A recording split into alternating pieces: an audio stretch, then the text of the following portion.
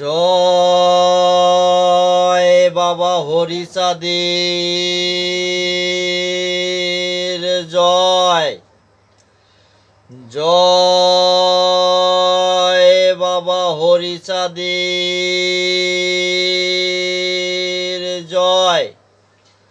শ্রী শ্রী হরি লীলামৃত পাঠ পর্ব 61। পর্ব 61তে আপনারা শ্রবণ করবেন হীরামনের পুত্রের জন্ম ও মৃত্যু। তবে ভিডিওটি ভালো লাগলে অবশ্যই পরবর্তী ভিডিও পাওয়ার জন্য আপনারা আমার চ্যানেলটিকে সাবস্ক্রাইব করবেন, লাইক করবেন এবং আপনাদের বন্ধুবান্ধবদের মধ্যে শেয়ার করবেন। হীরামনের পুত্রের জন্ম ও মৃত্যু। হীরামনে দর্শনে চৈতন্যবালা কহে হরি ঠাকুরের কি আশ্চর্য লীলা।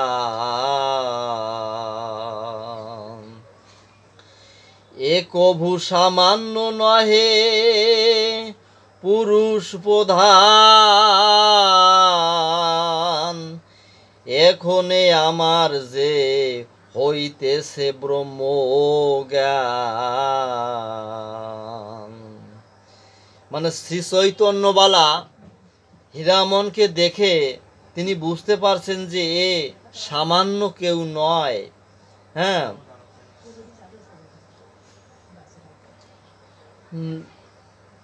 নলিয়া জামালপুরে হয়েছিল বার, সেই হরি ওরা কান্দি হলো অবতার। নলিয়া যখন বার হলো বিখ্যাত, মুখের কথায় কত ব্যাধি সেরে যেত। ততোধিক রূপে এই হরি বর্তমান, মরা গরু বাসে মরা দেহে পায় প্রাণ। ইতিপূর্বে বার হলো সফলা ডাঙায়, সফলা ডাঙার বার হরি চাঁদ পায়। হরি এসে হরিদাসে আবির্ভূত হলে, মরা হীরামনে হরি তাই সে বাঁচালে। নলিয়া যে বার মোর মনে হেন লয়, সেইবার এসেছিল সফলা ডাঙায়। তারপর সেইবার হরিদাস পায়, সে বেশি দিন থাকে হেন বিশ্বাস না হয়। মৃদু ভাষে হেসে হেসে হীরামন বলে, চিনে নাও চিনিতে না রে দূর দুদৃষ্ট হলে। দেশে এসে হীরামন গৃহধর্ম করে, এক ছেলে হলো তার কিছুদিন পরে। মানে হীরামনের এক পুত্র সন্তান জন্মগ্রহণ করেছে। প্রভু আজ্ঞা নারী ঋণ শোধ হলে পরে, ত্যাজিয়া সকল কার্য হরি নাম করে। সবে বলে এ কেন বাসিয়া এলো দেশে, মরিলেই ভালো হতো এই সর্বনেশে। দিবসেতে ঘরে থাকে দ্বার বন্ধ করি, ঝুঁকি ঝুঁকি গায়ে গুণ বলে হরি হরি। মানে দিনের বেলা দরজা বন্ধ করে ঘরের মধ্যে থাকে এবং মাঝে মাঝে হরি গুণগান গায়। নিশা ভাগে থাকে যোগে গিয়া সে শ্মশানে, কখনে কি করে তাহা কেহ নাহি জানে। হীরার রমণী যত মেয়েদিগে কয়, তোরা না জানো উনি রাত্রে কোথা রয়। কোথা যায় নিশীতে না থাকে মোর কাছে, কার সঙ্গে যেন ওর গুপ্ত প্রেম আছে। হীরামনের স্ত্রী বলছে যে রাত্রে আমার কাছে থাকে না, ও যেন কোথায় যায়, কারোর সঙ্গে মনে হয় কোনো গুপ্ত প্রেম ট্রেম রয়েছে। সব নারী বলে হীরামনের নারীকে, তুই কেন দেখিস না কোথা গিয়া থাকে। তুই কেন দেখিস না কোথায় থাকে। যখন উঠিয়া যায় টের যদি পাস, অলক্ষিতে তুই ওর সাথে সাথে যাস। তাই শুনি সেই ধ্বনি জাগরিতা রয়। কেন ধ্বনি মানে সুন্দরী, মানে সুন্দর দেখতে ছিল তো হীরামনের স্ত্রীকে, তাই ধ্বনি কথাটা ব্যবহার করা হয়েছে। তাই শুনি সেই ধ্বনি জাগরিতা রয়, যখন সে হীরামন শ্মশানেতে যায়। এই লোকে বলছে যে যখন হীরামন কোথাও যাবে রাত্রেবেলা, তুই লুকিয়ে লুকিয়ে দেখবি এবং কোথায় যায় সেটা লক্ষ্য রাখবি। তাই সেই ধ্বনি অর্থাৎ সেই সুন্দরী, তা হীরামনের স্ত্রীর কথা বলা হচ্ছে যে তিনি জেগে রয়েছেন যে আজ কোথায় যায় আমি দেখব। লোকাইয়া পিছে পিছে সঙ্গে সঙ্গে গেল, দেখিলেন পতি গিয়া শ্মশানে বসিল। গৃহে এসে সেই নারী সকলে বলেছে, শ্মশানেতে থাকে ওরে ভূতে পাইয়াছে। এবার তার স্ত্রী এসে বলছে যে উনি যে শ্মশানে থাকে ওনারে মনে হয় ভূতে টুতে পেয়েছে। শেষে রাতে হীরা এসে ডাকে ঘনে ঘনে, তার নারী জাগরিতা ডাক নাহি শুনে। ঘোষাইতে দাঁড়ে হীরামন মারে লাথি, তবু দ্বার সারিল না সেই দুষ্টামতি। হীরামন শান্ত মন রল বাহিরিতে, সে ধনির ছিল এক বালক কোলেতে। সকালে হইল ব্যাধি দিনগত হয়, শ্বাসবদ্ধ মৃত্যু হলো সন্ধ্যার সময়। সবে বলে হীরামনে পাগলামি করো,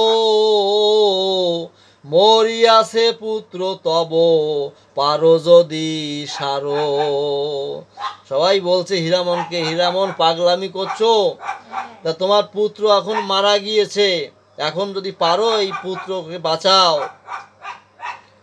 নহে নহে এই ছেলে লয়ে ওরা কান্দি যাও, যে মতে বাঁচিলে তুমি সে মতে বাঁচাও। না হলে ওরা কান্দি নিয়ে যাও, তুমি যেরকম ভাবে বেঁচেছো সেইভাবে তা ওকে বাঁচাও। সে কথা শুনিয়া হীরামন গৃহে গেল, গৃহদ্বার বন্ধ করি জগতে বসিল। কেমনে সারিব পুত্র মনেতে ভেবেছে, যোগ বলে প্রাণ দিব বাসে কি না বাসে। হ্যাঁ, এখন হীরামন দরজা বন্ধ করে তার ছেলেকে নিয়ে যোগে বসেছে যে দেখি আমার ছেলে বাসে কিনা বাসে, আমি একটু দেখি। এত বলি হরি বলি প্রহরেখে পরে, ছেলের জীবন দিতে মাথা চেপে ধরে। হীরা মনের রমণী কহিছে তাহারে, মরা ছেলে রাখো কেন ফেলে এসো ওরে। ওই রমণী বলছে হীরামনের যে মরা ছেলে কেন রাখছো, ফেলে দিয়ে আসো। হ্যাঁ, কিন্তু হীরামন মাথা চেপে ধরেছে ওর ছেলেকে জীবন দেবার জন্য। তার রমণী বলছে যে ওকে মরা ছেলেকে ফেলে রেখে কি লাভ, ওকে ফেলে আসো। মুখ কাছে মুখ দিয়া দেহে দিবে প্রাণ, বালকের মুখ জবে করিছে বেদন। তাহা দেখি সেই ধ্বনি করিছে চিৎকার, মরা খায় একই ব্যবহার। যখন প্রাণ দেবে তখন ওই ধ্বনি, অর্থাৎ যে হীরামনের যে স্ত্রী সুন্দরী, সে বলছে যে মরা খায় একই ব্যবহার, দেখে যাও আপনারা। আমাদের উহারে যে পাইয়াছে ভূতে, মরা ছেলে হা করিয়া লেগেছিল খেতে। এতে শুনিয়া সাধুর ক্রোধ উপজিল,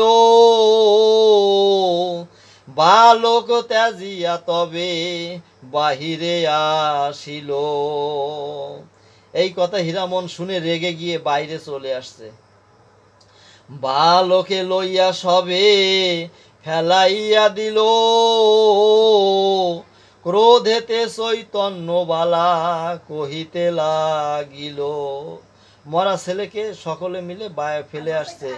ক্রোধেতে চৈতন্য বালা বলছে, আমরা ভেবেছি সবে বেঁচে এলো হিরে,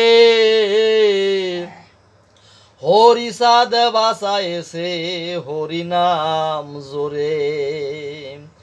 তাহা কবু নহে ওরে ভূতে পাইয়াছে, নিশা কিংবা ব্রহ্ম দৈত্য জীবন দিয়াছে।